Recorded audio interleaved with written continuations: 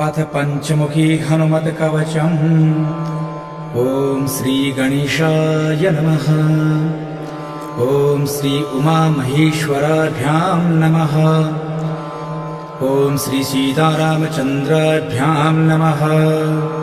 ओम श्री पंचवदनायाञ्जनेयाय नमः।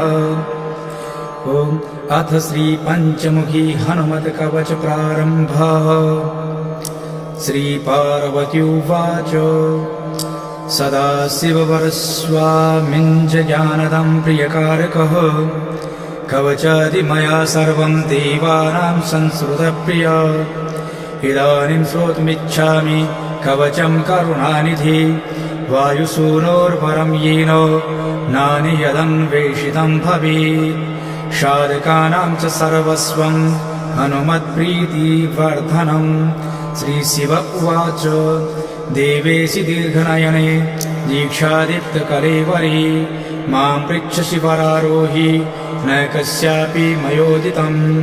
कथं वाच्यं हनुमतः कवचं कल्पपात्।